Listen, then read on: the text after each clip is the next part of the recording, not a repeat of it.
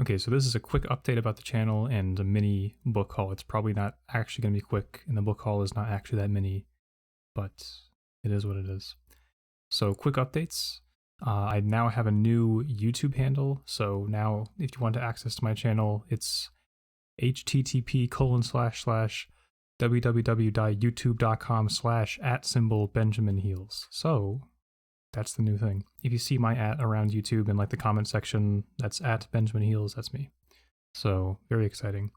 In my last video, which is the August book haul, I mentioned doing a video called The Books I Read in 2022 So Far, and that was a complete lie, big oopsies, but that's changed. I was working on the script, which took quite a bit of time, and then I kept on reading more books, and then the scripts got longer, which meant I had more time to read more books, and it just snowballed. So in short, what I'm going to be doing is one big video at the end of 2022 with just like everything that I read this year, instead of doing like one, middle of the year recap and then one more video. I'm just going to do one big video at the end, and it's going to be very long, like very long. So buckle up. On to the mini book haul that's not actually that mini. It's 3 fiction, 3 nonfiction. I swear I didn't do it on purpose. That's just what I got. So since I started with nonfiction last time, I'll start with fiction this time. So first one is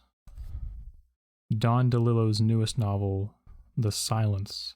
So this came out in 2020. This is his newest book. When I bought this, I was decently far into reading Underworld, which I finished. It's amazing, holy shit. And I was really liking it. So I figured I'd pick up another one of his books because I knew I was going to be collecting hardcover first editions, which this is like a teeny tiny book, but it's still hardcover, whatever. So believe it or not, it's incredibly rare for me to see DeLillo in bookstores around, at least where I am.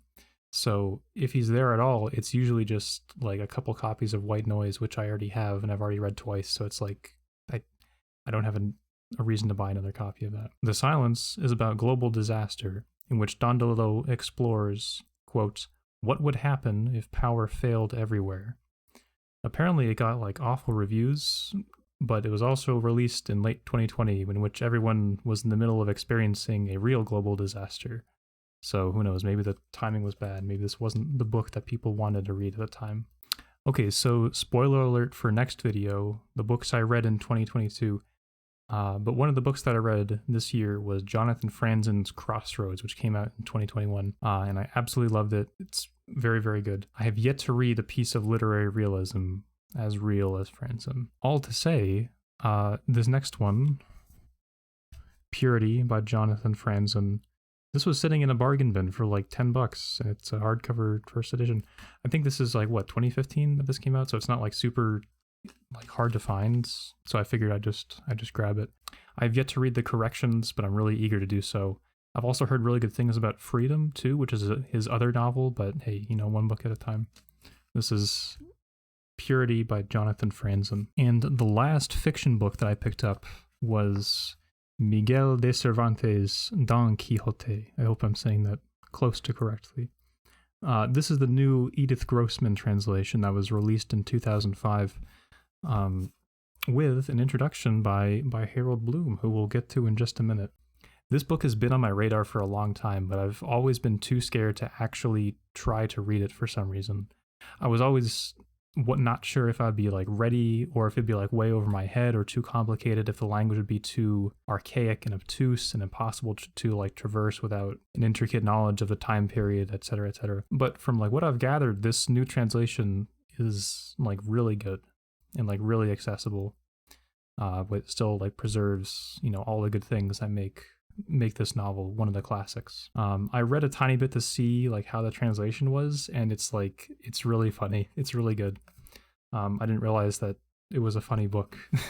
So that's more more points to its credit. And by just a minute, I mean literally right now. This is Harold Bloom's How to Read and Why, or What I Read and Why You Should Read It Too. Not actually the real title.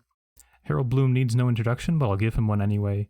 He was Sterling Professor of Humanities at Yale University and taught there for 64 years, from 1955 until his death in 2019. Bloom is the author of over 40 books of literary criticism, most notably The Western Canon and The Anxiety of Influence, and has edited a tremendous number of anthologies. So I've been getting more interested in like literary criticism and just, books about books. I started looking into literary criticism because I wanted to, better understand the books that I was already reading, like in isolation, doing deeper readings of books I've read before, and like really picking apart subtle details and making connections that I hadn't made before, and also to just like better understand like books on a larger scale of like where they fall in the timeline, and like what came before and what came after and who influenced who and so forth. So despite my jokey alternate title for How to Read and Why, what I read and why you should read it too, this is more of a sampling, quote, a sampling of works that best illustrate why to read. Bloom covers the major literary forms, short stories, poetry, plays, and novels, and highlights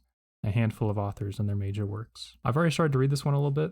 And I'm really liking it so far. It's not something that you have to like read cover to cover in like a sitting or two. It's just something I've been coming back to from time to time again. Usually I'll pick this up if I'm ever feeling disheartened, if I'm in a bit of a rut and I'm not like super motivated. I'll pick it up if I'm not sure what to read or why. And he helps with that. And Bloom somehow always manages to convince me to keep reading and to read the very best that's ever been written. So up next for nonfiction is James Hillman and Michael Ventura. We've had 100 years of psychotherapy and the world's getting worse, published in 1992. Astute viewers will notice this book has something in common with one of the books that I got last time in my last book haul.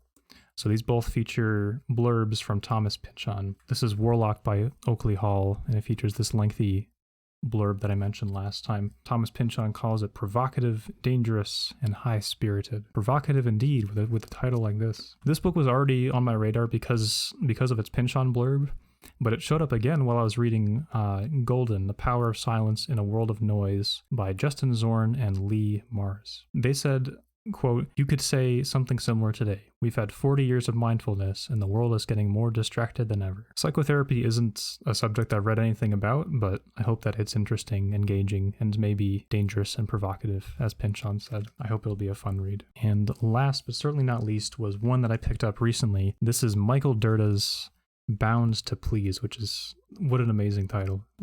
It's very clever. So this is an extraordinary one-volume literary education, essays on great writers and their books. This is a collection of critical essays from literary critic Michael Dirda, book reviewer for the Washington Post, and it covers everything from like detective novels to timeless classics in the survey of 100 of the world's most astonishing books. So I'm just reading from the dust jacket a little bit here. Surveying the whole world of books, Michael Dirda, the Pulitzer Prize-winning literary essayist, proves himself to be one of the most engaging critics of our time, and great fun to read. Opening with an impassioned critique of modern reading habits, he then presents many of the great and idiosyncratic writers he loves the most. Bound to Please starts with ancient classics, Herodotus, the Bible, the Arabian Nights, and ends with a concisely annotated list of groundbreaking science fiction novels. In between, Dirda writes about, well, everything. Renaissance, intellectual history and Russian literary theory, P.G. Wodehouse and spaghetti westerns, the celebrated modern masters, and the somewhat neglected ones. Who other than Michael Dirda has detailed the pleasures awaiting readers when they pick up to choose just one letter of the alphabet? Samuel Pepys, Alexander Pushkin, Marcel Proust, Fernando Pessoa, George Perec, Thomas Pynchon, Annie Proulx, Philip Pullman, and Terry Pratchett. And it just goes on and on and on. This is one I'll probably just be returning to in small doses, just reading from time to time. Literary criticism isn't something I can really dive into head first and just take in large doses. It's something to just supplement regular reading. So I hope that this gives me some more books to read, which is, there'll never be a shortage of them, but I found that I really enjoy having a little bit of guidance and having a little bit of supporting work. So that's everything. Again, the next video will be a summary of everything that I read in 2022, and that'll be posted probably end of December, maybe early January if it takes forever to do all of the editing and everything. Until then, I'll see you next time. Thank you for watching.